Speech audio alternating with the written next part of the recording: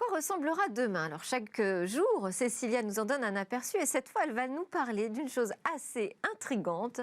Peut-être va-t-il naître une nouvelle forme de vie, une forme de vie robotique. Bonjour Cécilia. Bonjour Delphine. C'est bien de ça dont il s'agit. Ben oui, c'est ce que je vous présente aujourd'hui, une nouvelle forme de vie. En fait, je vous présente Xenobot. Ce n'est ni un robot, ni une espèce animale connue. En fait, c'est un organisme à la fois vivant et programmable. C'est le premier robot construit, fabriqué à partir de cellules vivantes. Et c'est lui qu'on voit à l'image. Oui, c'est lui qu'on voit à l'image. Alors comment a-t-on réussi à créer cette créature? Il a été conçu biologiquement, mais par ordinateur dans un laboratoire aux États-Unis. Pour le façonner, les scientifiques ont utilisé le super ordinateur Deep Green de l'université du Vermont. Ils ont d'abord mis au point un algorithme dit évolutionniste, c'est-à-dire inspiré bien sûr de la théorie de l'évolution.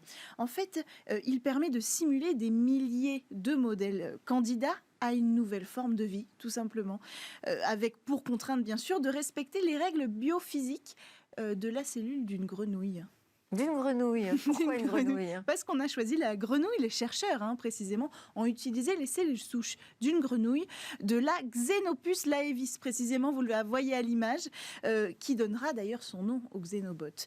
Pendant des mois, ce programme informatique, il a assemblé comme ça numériquement des centaines de cellules de grenouilles pour créer une multitude de corps formés différemment, le tout grâce à l'intelligence artificielle, évidemment, avec ce super ordinateur.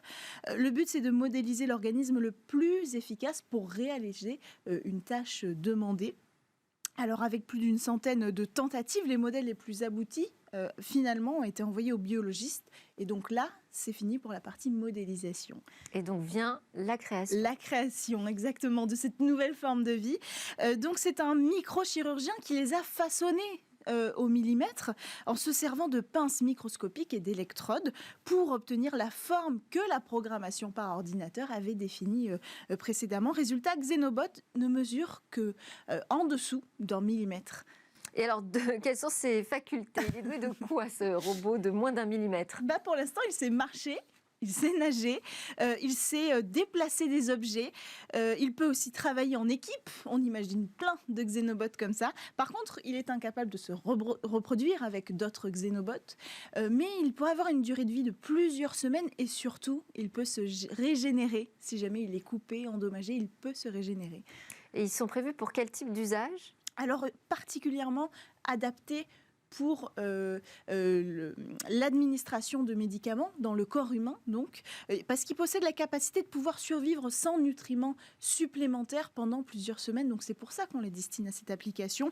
On avait d'ailleurs fait plusieurs tests avec des trous à l'intérieur du Xenobot pour qu'il puisse transporter des molécules à l'intérieur du corps pour éviter une opération ou un traitement lourd au patient. On pourra mettre la molécule désignée à l'intérieur du Xenobot et l'envoyer dans les artères pour aller soigner le patient depuis l'intérieur.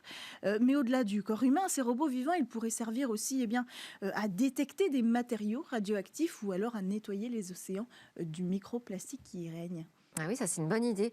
Est-ce qu'il y a un débat éthique? Parce qu'on parle quand même de robots vivants, avec des cellules vivantes. Oui, il y en a un. Outre le débat général de la création d'une forme de vie, ici, il y a deux raisons qui inquiètent un petit peu la communauté scientifique. D'abord, c'est que on a de l'intelligence artificielle à l'origine de tout ça. Donc, si on peut donner des outils à une intelligence artificielle pour créer une forme de vie, un robot vivant, cette intelligence artificielle, elle aura les outils pour créer la même forme de vie, mais d'une façon malveillante. Il suffit que l'intelligence artificielle soit elle-même malveillante, ou alors que le chercheur derrière ait de mauvaises intentions.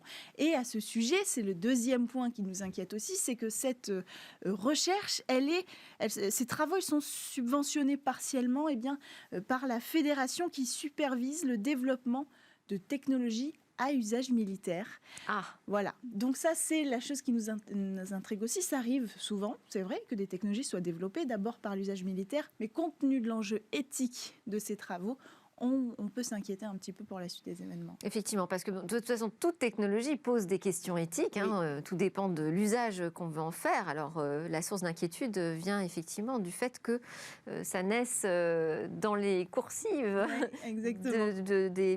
de l'usage de défense. Bon, on suivra ça de près ensemble, Cécilia. J'imagine que vous n'avez pas de date de sortie de ce type de robot. Non, on n'en est pas du tout là. Non, on en est aux recherches et on de est toute encore au façon, stade du laboratoire. il faudrait que beaucoup de barrières soient levées pour qu'on puisse utiliser ce type de produit. Merci beaucoup de nous tenir au courant très en amont de toutes ces innovations qui se préparent pour demain. Cécilia Sévry, c'est l'heure du Lab que vous allez présenter. C'est le rendez-vous des startups du numérique.